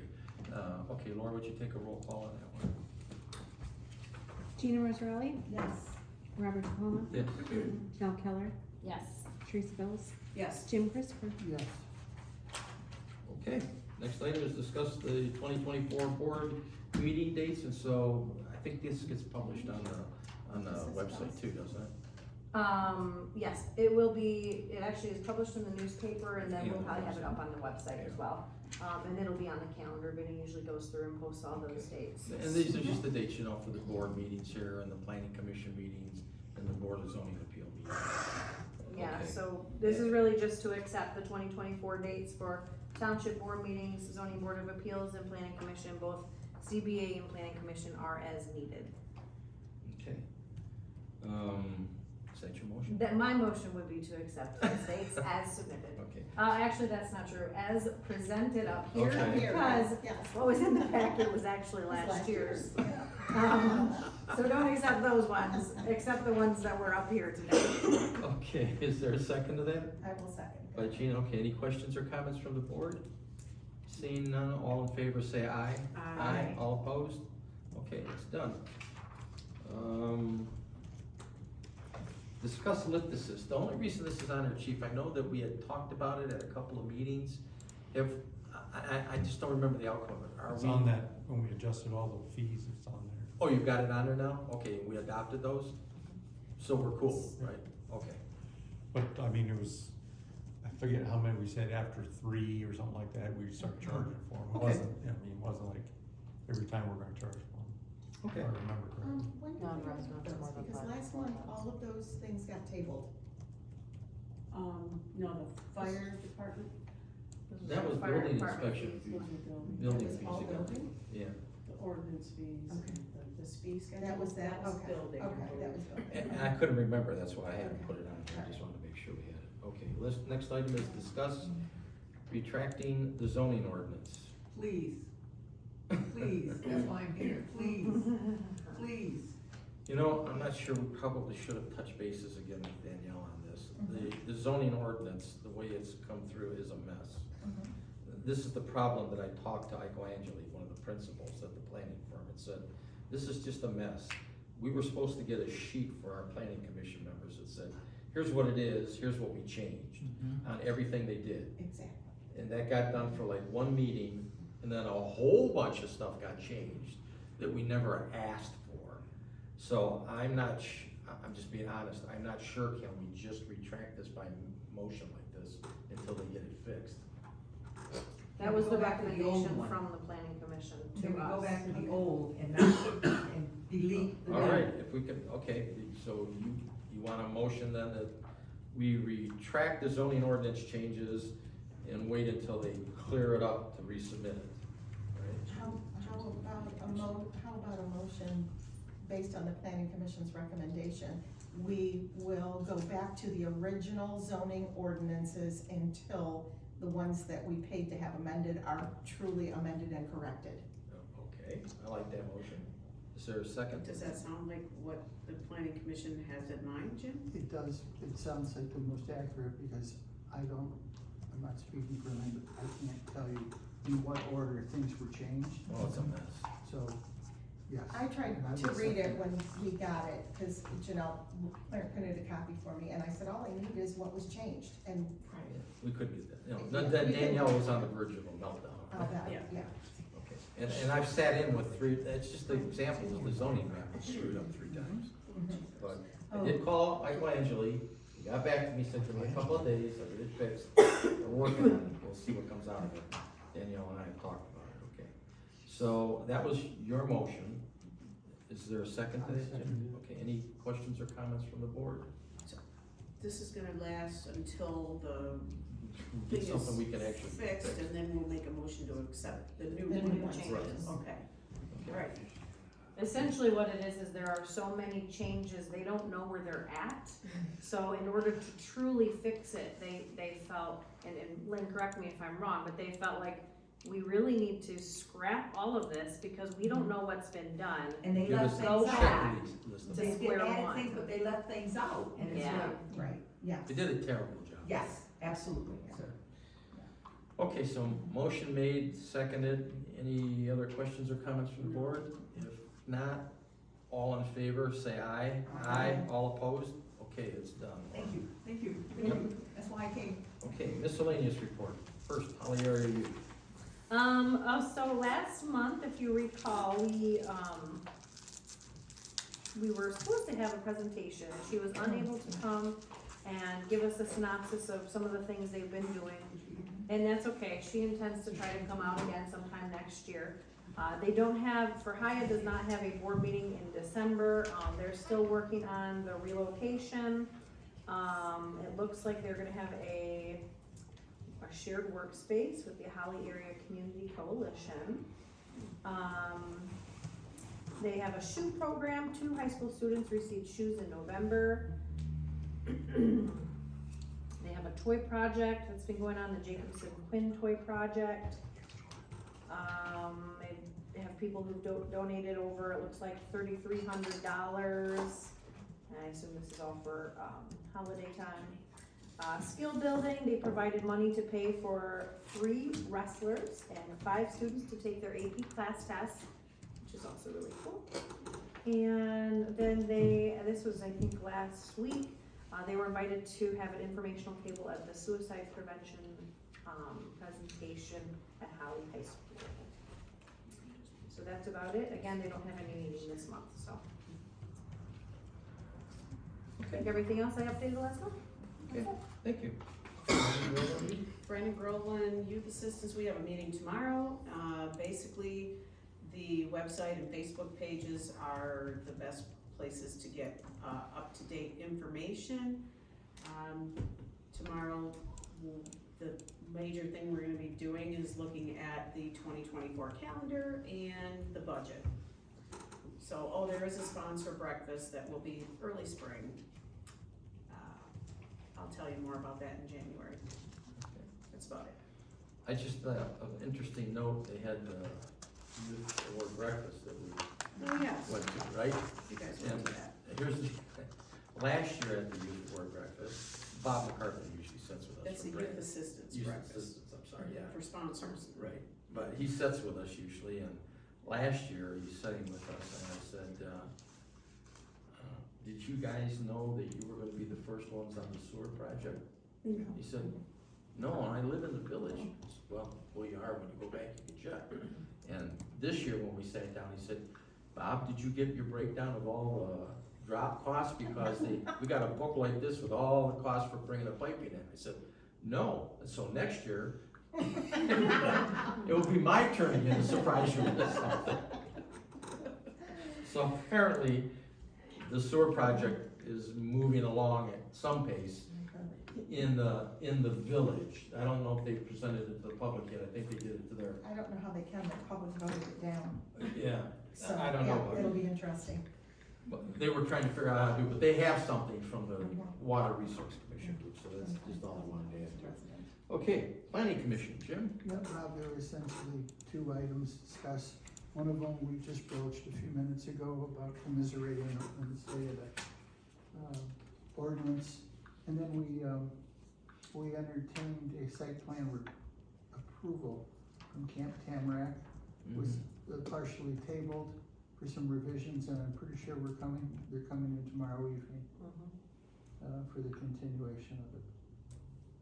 That's all I got. Okay. ZBA, Jim? No meetings, there will be a meeting February 13th. I did want to take this time, to say thank you for fighting the good fight. I appreciate your efforts on that, and I am really sorry for the outcome. But anyhow, Just so everybody knows, we're Energy. thanking our yes, our State rep. representative. Yeah. David Martin, that should be in the minutes too. It should, yes, it should. And then take this time to talk about, I have been communicating back and forth since September when we received the map from the invasive species remediation that showed everything in Groveland Township yellow and set off alarms that looked like they were going to go around and just spray absolutely everything here. It was taken over from the road commission to the parks. There have definitely been some gaps. There's been ongoing communication. Right now, what we are working on is other than the use of just the open press to disseminate information, looking for more than that, and better dates. And also, I engaged Bob Hoffman to insist that we will know prior, not after the fact, but prior to the application of what are known toxic chemicals in the district. There are still grants where if you've noticed, they're digging out the ditches, and they consider that a grant. They won't do it across the board, even though if you ask them how to remediate phragmites that are in the water table, that's what they tell you to do. They just go and spray them, and that what ends up in the water table ends up in our wells eventually, because it does. Glyphosate follows the water table. It is different in soil, but if it's in the water, it's in your well eventually. So I'm not letting it go. I'm not letting them let it go. And hopefully, well, not hopefully, by the time summer rolls around, I will have something up. I want to put it on the Facebook page and the Groveland Township website that will tell you when to expect them to be around, because you also have a right to say no in front of your property. If they're on the map, if that's their intent. Thank you for staying on that, Gina. Yeah. Okay, any, supervisor report, that's me. I have been working on a couple of issues relevant to trying to get that park project going. Barry assures me he will have the meeting done in time. I have a call with the Michigan State Police to go over the contract draft and some issues. I'm waiting for him to give me the date. Once they have the call, I emailed him a couple of dates today. Barry and I, mostly Barry in this case, have been working on trying to acquire the other half of the easement that we need to get from our property to the park. But we can make it work with the easement we already have from consumers. It would just be better if we had the entire original easement for what used to be Warden Road. And I'm pretty confident that he's gonna be successful in it now. I had a couple of meetings with the people that own, the daughter of the owner of Tri-City Aggregates, and Barry had a meeting last week with the daughter and her father that actually owns the property, and I think it went very well, so I'm confident that's gonna come down the pipe. Really, that's that, and I'm getting 2 more bids. Vinny got me one for the video we wanna do for the promotional stuff on the park. I should have the other 2, I'm guessing, hopefully by next week. I don't know if Christmas is gonna screw it up or not, but we're close on getting the 3 bids for that. The county has not assigned the money they got from Lansing yet on it, because I've been bugging them. I need to know when I have to submit that, and you need to tell me what it has to say, because I'm the first one they went to talking about getting the money, but I'm pretty confident that we have a good shot at getting $50,000 to $75,000, which I think will do a first-class video presentation for the property that we'll be able to use next year. So that's about it for this month, all I have really to report on. So, is there anything else you wanted to add for clerk? Last week Laura and I went to the clerk's luncheon, a lot of information about the election coming up. There's a lot coming up. Just for everybody pretty much, if you are on either the absent voter list or the permanent ballot list, so now we have a couple of lists that are running. Keep your eyes out keep checking your mail. If you are on the primary ballot list, how that works. So some of you, if you voted in November, may have already checked the box to receive a ballot for every election. However, we still have to send you a primary ballot selection document for you to select which type of ballot that you want. So we're kind of in this sticky situation right now. We're running out of days. Laura and I are running out of days because we close the office down, Wednesday afternoon next week. Then the holidays are here and we have deadlines that are December 29th. So it's making it a little bit interesting for us. We're doing our best. Some of these documents are still not available from the state. So it's really exciting. Have I mentioned that it's exciting? But anyway. Every day a new adventure, right? It's a new adventure all the time. But again, so if you're on the permanent ballot list, you should be receiving a document that you have to select what type of ballot you want for the February election. If you are on the permanent voter list, you cannot be on both. If you're in Holly schools, then most likely you have not opted for the permanent ballot list yet because you have not voted in an election. We did have Brandon and Goodrich voters here in November, so they had that opportunity if they've already checked it. But if you're on the absent voter list, you'll receive your traditional application. You'll have an option then to select which ballot you'd like. You'll also have the opportunity then to select if you would like to be on the permanent ballot list, which again means that you would receive a ballot for every election. All of that is coming up. February is the election. We do have some holiday hours, as I mentioned, so Wednesday of next week at 4 p.m. We will begin our holiday hours, and we will not be open until January 3rd, outside of December 28th. The only reason we will be open that day, though, however, is for tax purposes if people want to come in. What did I forget? Payroll. What about it? You have to be open one of those days. No, we won't be open for it. I'll just have to do it. But I'm not coming into the office for you. I'll But deliver yes. it to your house then. Yeah, no. I still will have to submit payroll, but I probably won't be coming into work for a whole day for it. And I think that's all I have. Okay, Well, thank maybe you. on the 28th, when I'm here collecting taxes, you can come in and do all that lovely election I think that's what I stuff. did last year. All that election stuff that the state might have done by then. Yeah. Okay, Teresa, did you have anything? Yes, you wanted to so, okay, tomorrow morning, 10 a.m. is December Board of Review. And also, I went to the treasurer's luncheon last Thursday, and the Oakland County Treasurer mentioned that foreclosure notices have been posted out in the communities on every single affected property. And if anybody needs assistance with taxes that are due from 2021 or older, that they are doing homeowner assistance meetings right now at Oakland County. You can contact Oakland County Treasurer or me, and I'll put you through to them. Janelle mentioned our holiday hours, and they're also posted on the door, and we'll have them on the website as well. I think it's already on the website. They're already on Facebook. Yeah, I think they're already on the website. And we probably might wanna put it on their telephones when, that gets that way, because we did have a resident call and ask about that type of thing. And so we're just collecting taxes, and then I got an interesting thing in the mail today, which was to claim, and since this was before my time as treasurer, if your business accepted Visa or MasterCard payments between 2004 and 2019, you're now eligible to claim your share of a $5.5 billion settlement.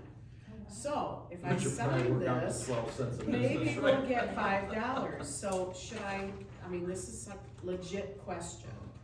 I was not treasurer at this time, but I do know we were probably accepting. And, so there's a QR code. I mean, this was written, this letter came to Dave X. Oh, this is a But- company that goes on your behalf Evidently, to it's get part it? of a class action lawsuit. Yeah. So, You I might can- have to see if a municipality is, because we got that kind of thing for people that didn't turn in their COVID reimbursement money. no, this is different than I know it's that. different than that, but when you did that, I said, you sure this qualifies for a municipality? Oh, yeah, you sure? Yeah, okay, well, you call me back when you check that, all right, and I never hear from them. And that's what I was wondering is, I mean, is this something that, should I even bother? I don't wanna do something that's not fiscally responsible for the No, residents, I mean, but find out If that it's it's addressed to the legit. treasurer, it's addressed to the Township of Groveland, yeah. Dave Axe. Give it to Dave. Good one, Actually, I Kevin. think, I'll call Oakland County treasurers and find out Yeah, about, they you might know, know whether it's legit. that type of thing there. But other than that, that's it. Okay, well, at this point in time, let's open the meeting to public comment. Is there anybody that has any questions or comments on anything tonight? Dave? Yeah. We respect for your time, Mr. Supervisor. David Martin, 68th House District, which now includes Groveland, as you know. Yep. I do have all my timeouts in the 2-minute warning, so. I'm glad you're here. Thank you for coming. So, first of all, we're done for the year, till the end of, our first meeting, maybe even our only meeting at the first of the year, will be January 10th. Can I ask a question? Sure. Does that mean that all those pending legislations that Will came in the become- magazine all have to be refiled in January if they haven't been passed yet? Correct. Okay. See, when people say. Well, no, this session, that's just this session, Oh. it's not, that would be for the legislature, so we're still in the 102nd legislature. Oh, okay, I'm sorry, I misunderstood you. Yeah, Okay. so, but for the year, the session year ended in November, so that the 90 days could pass and the timeframe that, you know, the immediate effect that the Senate didn't give, February 14th, a lot of those laws come into effect. So that's what's happening now. I don't know what, we have a schedule for next year. I don't know if we'll be there for every day they have on there. Attendance, no voting, 2 days a week. I'm hoping we have some committee meetings because there's things that 10 million people in the state need. That's not just based on the fact that we're 50-50 split House right now. They will need a bipartisan support for anything to pass. They'll need 50, because those seats are empty, they'll need 51 votes. I'm thrilled that we are not California right now, which has now got a $68 billion budget shortfall next year. So I'm not gonna make promises because we have mirrored, in my opinion, way too many things in California. It's the wrong system to be using as an example. Yeah. Green energy, yes. So we'll see, because let's take school lunches. Everybody gets a lunch for school lunch now. Everybody. You get dropped off Lexus, you get free lunch. Get breakfast and lunch. That only includes 2 ounces of protein, you know. So And right now, it's still maybe real protein. yeah. Yeah. So Kinda real food. yeah. But if you got dropped in a Lexus, you're gonna bring a bag lunch with you to supplement your lunch. And so you're still gonna shame the kids that only can afford the school lunch. I'm just saying, but that continues, and what I was getting at is the taxes to pay for that will have to come from somewhere. No free ride. So anyway, I do have office hours down here thanks to the fire department. We've used that location a couple of times this last year. Great location. Attendance, people know we're there. That's great because they'll tell me, hey, I'm glad you're there. Dave Fleet from the Citizen even said, hey, I'm glad you're come to Groveland because I guess I didn't have before. So I'm just, you know, the word is out there, whether people attend or not, they know it's available. If you go to Lansing and you're at an MTA conference, whatever it happens to be, whether I'm there or not, or if I'm in committee or session, still come to the office. You'll meet Sam who calls and and tries to schedule things and so forth, put a face to it. 1087, you're more than welcome to walk up there Yeah, you got a and see nice the staff. office. Yeah. So, whatever you need, I'll be around, so. I do have a personal, not a personal question, but I do have an official question for the clerk. Based on elections, I voted no. But 9 days early voting, this is gonna be your polling location. Do you have a sign ordinance? And can people put, because it's a polling location, put signs on the public location for those 9 days, because the polls will be open? In the past, we've always had a polling location here. But not past that bush. Yeah. right? That's right, 100 feet. Yeah. Sure. But now with the 9 days, I don't know how your sign ordinance would have been written. Right, I mean, I have a lot of municipalities that don't use their city hall or official building as a polling location. And they do for the 8 days of the 9 days early. It changes some issues, so I just want yeah, to make sure. no, I think that's a fair question, because I think we do, what is our signage, is 1 week? Remember, Patty? No, you can. Is it 30 days? Should be okay. Yeah, but it just 30 says days. open for the polling location, because that's a Supreme Court thing, so. Yeah. Polling location. Okay, I just, just want to make sure that your sign ordinance was, reflected that. Yeah, You look Great good at the question. commercials. Thank Always. you for coming. Thank you for coming tonight. Yeah. Okay, any other questions or comments? If not, a motion to adjourn and reconvene for the fire board? Second. Any other questions or comments from the board? All in favor, say aye. Aye. Okay, we're adjourned, Laura, and reconvening for the fire board. Chief, the meeting is yours. We ended up with 52 calls for November, which is quite a drop from the previous month. We ended up with, I think, 96 last month. So that gives us 874 calls for the year so far. Almost the same as last year, though, year to date. I'd like a motion to hire Kevin Albert. He's a firefighter, 1 and 2. He's a Groveland resident. He's Jason Wilton's nephew, Oh, and hire him as a paid-on-call. He's calling me every day, so please, motion to hire him I as a. will make a motion that we hire Kevin Albert, firefighter 1/2 for Groveland, paid on call. I'll make a second to that. is there any other questions or comments from the board? All in favor, say aye. Aye. All opposed? Okay, he's hired. Oh, he's hired, Kevin. Okay, and then, Richard Davis, I'm pretty sure he's the fire marshal for Springfield. He's a firefighter, he has no medical training, but he's the fire inspector, safety officer. I mean, his resume is like 30 pages long. He wants to come up here and work, and, I think it would be great for him to work with Stacy, doing fire inspections and whatnot, good training for her. And then we actually have 3 fire marshals, right? Because, John, you're fire marshal too, aren't you? No. Oh, I thought you were trained on it too, I'm sorry. This inspector, by the way, but. Oh, okay, inspector, I'm sorry. I told him Jason's our fire marshal, and, of course, who knows, if Jason becomes the chief in Brandon, he probably won't have time for that, so I think it'd be good backup. We talked about, the situation before when Jerry gets sick and whatnot, but, Okay. so, I'd like a motion to hire him. As a fill-in, Yes, how's that work? Sorry.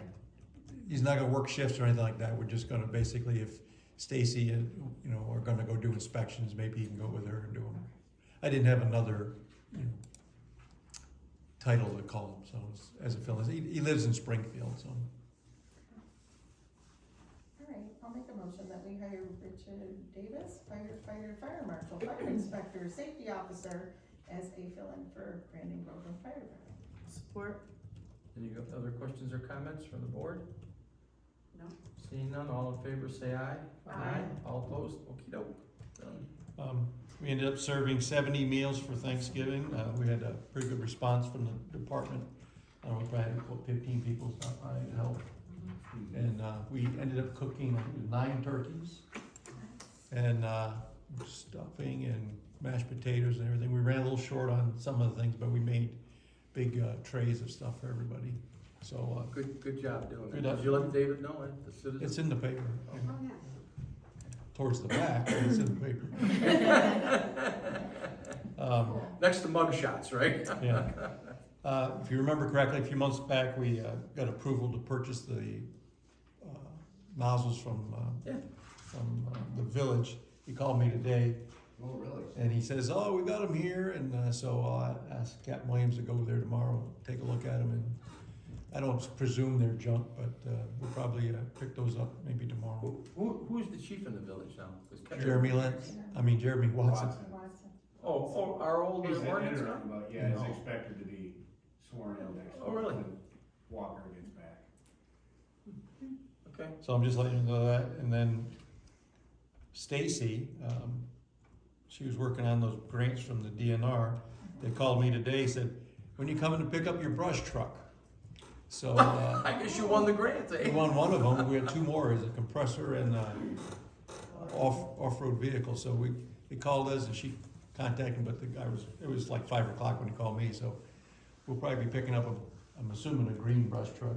Okay, now that don't look like my son's old plow truck, does it? It might, but they did say there's spare parts there, if you wanna take them off some of the other junk trucks, you can take them. So. We're at the Christmas party on Friday, starting about 6:30. They're all invited. It's this Friday? Yeah, the 15th. So, we haven't had a huge response from our own people, so we're gonna have, chicken and meatballs and mashed potatoes and all kinds of stuff, so. What time is it? Food's gonna start around 6:30, so. And we're gonna have a, white elephant gift swap, $30, so if you wanna bring something, we'll do that. We'll try and keep it PG, sometimes it gets out of hand. And, No leftover Halloween costumes. and Santa will be there, I'm pretty sure. The normal Santa's just had a baby, so he probably won't be there. If you look at this sheet here, that was in your package, the ATFD is the Addison Township Fire Department. STFD is Springfield Township, then Groveland Township. This is as of 9/13. It gives you an idea of the calls. And then this sheet here is the, what I gave Bob today that he was mentioning earlier. This is as of, I'm pretty sure I did as of November 30th for these calls. So, the conjecture was that, we do a lot of calls up in the Knoxville area that we cover. There's only 29 calls up there, so it's, We get paid for them too. well, yeah, the ones we transport, so it's not and then Knoxville did 15 calls, so yeah, it's double, but it's not, It's not like we did it's not like 150. 200 more. Yeah, so, and then, the incident breakdown, this was quite difficult to get to work this morning because they changed the CFIRS system down there and you have to, combination of things today. The CFIRS changed, I had to figure out how to log into that, and then Comcast said, oh, you have to change your password today. And it was like, and then my son and my wife's password, they had to change theirs too, so it's, nothing but a problem, but, Cool, thank you. I think that's it. the ladder had a fault on it. It kept saying, I shut it down. Stacy brought it to Barry today, and it says it's just low on antifreeze, so, Might be a sensor. yeah, it might be the sensor. So the problem is you gotta bring it outside, put the outriggers up, raise the ladder, raise the cab in order to put radiator fluid in it, so we'll take care of it. What were the PIAs again? You told me what that was. It's a car accident. Oh, okay. Where you see PIA? And that chart that you gave me for Oh, the 3 yeah. fire departments. Oh, okay. Yeah, those are car accidents. Okay. That's always been a question because personal injury accident, what it really means. And so if you fall out of a tree, should I put it under PIA? Technically, Only if a car hit it and knocked you out, right? technically it's a PIA, or all the calls to Mount Holly technically are PIAs, but. So I've always coded them as only car accidents, but, because the next question after you put in car accidents is, was extrication required? So I think that I'm doing them right, but of course that all goes up to the state and who knows what they do with the data. They say they use it, but I'm sure they don't. Russell, did I forget anything? No. Oh, Russell took the ladder over to Brandon for their Christmas parade, and we had the biggest truck, by the way. And, him and his wife took it over there. They had a pretty good time, according to his wife. So. Now, we know that the next quint we get will have to be at least a foot or two longer, right? Well, it won't be on my watch, so. I hope. Depends if Stacy finds another one online. Technically, we can use that ladder as an engine too, because it's 2,000 gallons per minute, same as our primary engine, so. It doesn't have a tank on it though, does it? Well, it has a 150 gallon tank. Yeah, but you gotta hook it up Yeah, to we supply. got to it. feed water to it. Yeah. That's all I have unless there's some questions. If I remember correctly, the reason that we have that part of 75 was logistics and getting there for us.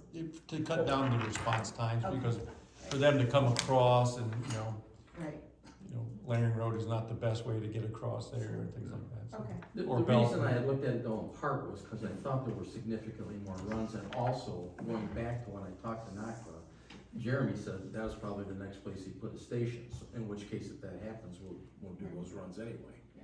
That's what I was trying to get at. He would put a station on this side of 75 from that, Over by, for Shannon 29 calls a Fastener. year. Well, over by Shannon Fastener, because he said that you could get the land from him for nothing probably, to put it on, that's why. He always picks the wrong spot for the Yeah. stations, just like this. Historically it is. Yeah, it's like, Yeah. why did you put it there? I'm just telling you what I was told. Stacy wrote down CPR classes, we've had a few, and some of them aren't from the township, but we still taught the class. And then the smoke detectors, we've had a few people come and call and ask for them too, and it's on the signs. We're getting a lot of calls off the signs. I did just order more from the state of Michigan and got like another 60, I think. We get the smoke detectors. detectors for nothing from them? Yeah, Really? Yeah, it's a grant. And there's no, only thing we have to do is document who we gave them to, it's not like you have to prove hardship or anything like that. And if you want 4 of them, you can get 4 of them, it's just not. Carbon monoxide. We've had a lot of people ask about them here. Of course, we just send them to you. You know, they're nice in a garage, cause. The carbon monoxide. Yeah, but when you do it, man, you gotta be careful, cause you set them off all the time. I think I took the batteries out of mine in the garage. well, at least you can't take the batteries out. They're 10-year sealed lithium ion. Yeah. You don't have to Really? check the batteries, you don't have to change them. That would probably leave me option B with a hammer. Well, since my wife won't watch this, she uses the smoke detector as a food timer, so.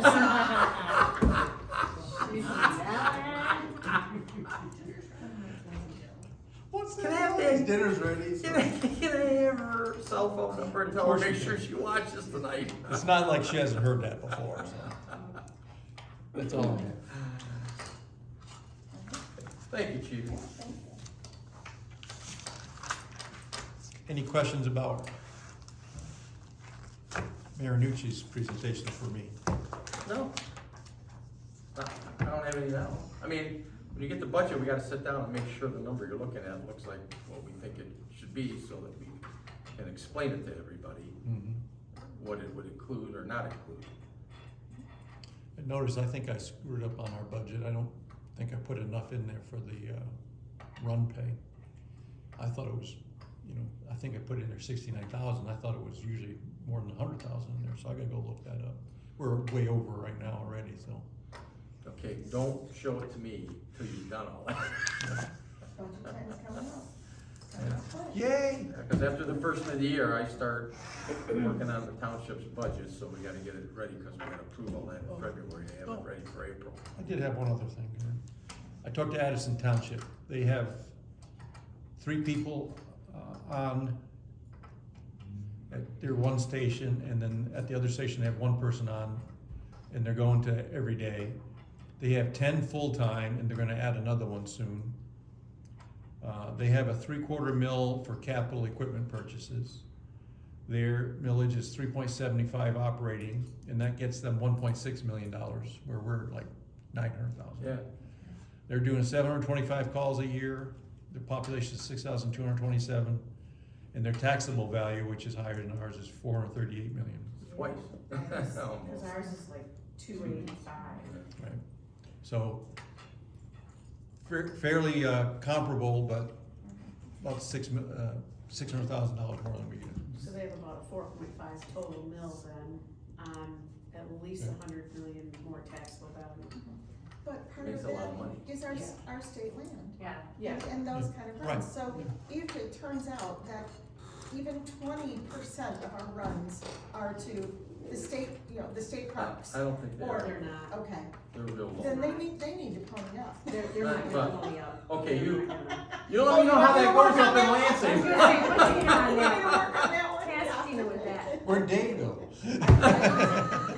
So, do you know how much the state of Michigan pays for the entire DNR land that they have out here? Their PILT money It's is, the only non-assessed property in the township. They determine the value and Yep. tell you what it will be. right, And the last time I checked, it was enough to run the township till about January the 5th or 6th. well, they pay about, So it's less than 200 what Tamarack gives us every year, right? well, yeah, so they pay totally about maybe $280,000 is what their total tax bill is. That's the county, that's the schools, that's the zoo, that's the parks, that's and the township and the fire department. So So, roughly speaking, we're- 14 or 15% of that probably would be ours in Okay. general, Yeah. that ballpark. At most. Most of it. That's what we get Right. from the DNR, Okay. from the state of Michigan. And then what about from the county for the You get old nothing theme from park? the county. You get nothing from the county. Well, And the maybe- county and the maybe we D- need to change that. They get to You change their stuff. let me know all how the that time. works. Yeah, I know, yeah, right. You know, Yeah. the county and the state together are about 40% of the township. There's about 1,000 acres, I think, in Camp Tamarack. That is the issue why it's hard to run. And that is the reason why we've agreed to see if we can develop the tech park, because we have to have some The tax revenue, base. yeah. And if we don't do it that way, then everybody else's taxes are gonna be a lot higher to do stuff. And we don't wanna do that, so that's what it's about. But that'll come out in our video, right, Teresa? Oh, yeah, we're gonna bring it all out, right? Start taking notes Okay, now. that's it, I have nothing else. If there are any questions, public comment, any questions? If not, a motion to adjourn would be in order. I make a motion that we adjourn. And she's seconded? Okay, all in favor say aye. Aye. Thank you, everybody. So we have to, All right. So you're going home too? uh,